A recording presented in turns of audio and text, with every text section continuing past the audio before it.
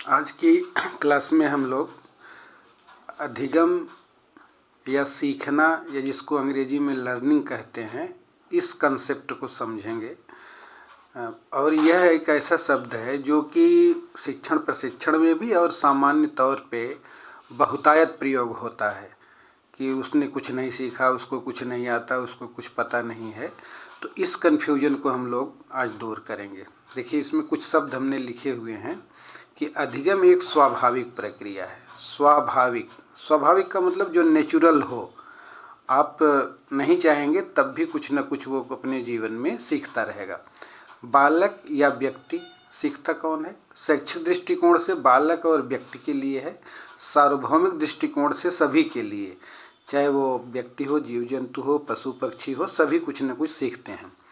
तो बालक या व्यक्ति के में अनुभव एवं प्रशिक्षण के स्वरूप, अनुभव एवं प्रशिक्षण के द्वारा मतलब के परिणाम स्वरूप, यानी उसके बाद व्यवहार में, अगला शब्द जो हाईलाइट किया गया है, अस्थाई परिवर्तन, अस्थाई नहीं, परमानेंट चेंज जो आए को कहते हैं। अर्थात अधिगम एक ऐसी स्वाभाविक प्रक्रिया है जो किसी में भी अनुभव एवं प्रशिक्षण के परिणाम स्वरूप उसके व्यवहार में अस्थाई परिवर्तन कर दे। उसी को हिंदी में सीखना या अधिगम के नाम से जानते हैं तथा अंग्रेजी में उसी को लर्निंग कहते हैं। अब यहाँ पे देखिए, आप एक छोटा सा हमने वो बनाया है कि यह है जैसे सीखना, तो एक स्वाभाविक प्रक्रिया है, अनुभव और प्रशिक्षण दोनों से होता है, व्यवहार में अस्थाई बदलाव होता है, और व्यक्ति, बालक, जीव जंतु, पशु पक्षी किसी में भी परिवर्तन हो तो उसको अधिगम कहते हैं।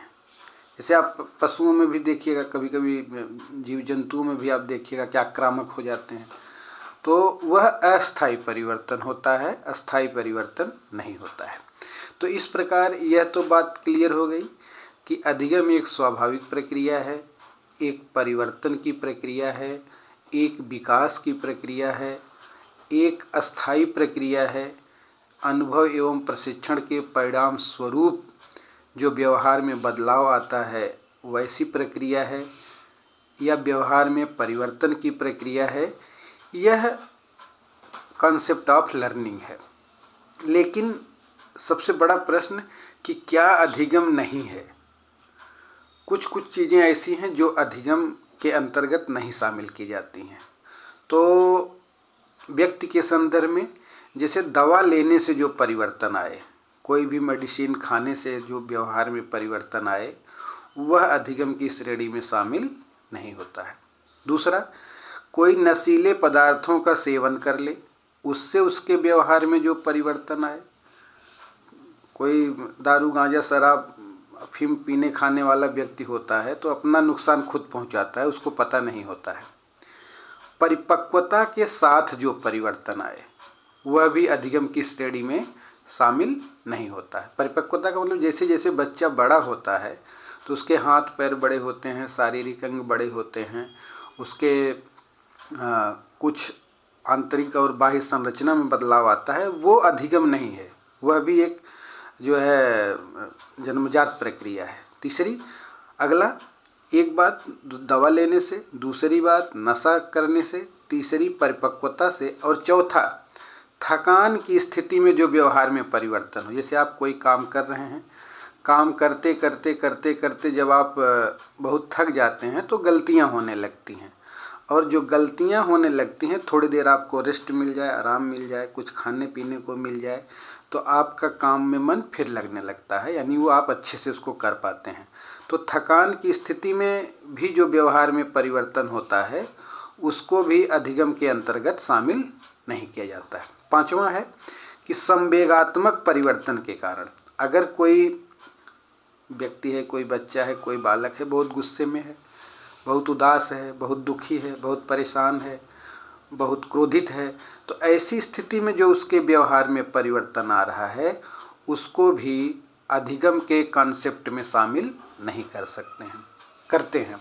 अर्थात लर्निंग एक ऐसी प्रक्रिया है जो जीवन पर्यंत चलती रहती है। व्यक्ति हमेशा कुछ न कुछ सीखता रहता है और वह उसके अनुभव एवं प्रशिक्षण के परिणाम स्वरूप ही होता है। लेकिन अगर वह व्यवहार में परिवर्तन अस्थायी हो रहा है तो ही वह अधिगम की श्रेणी में शामिल होता है, अदरवाइज उसको अधिगम की श्रेणी में नहीं शामिल किया जाता है।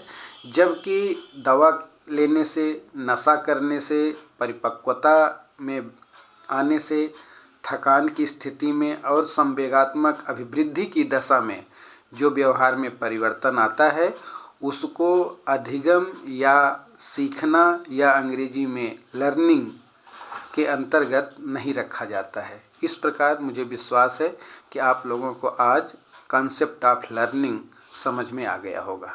धन्यवाद।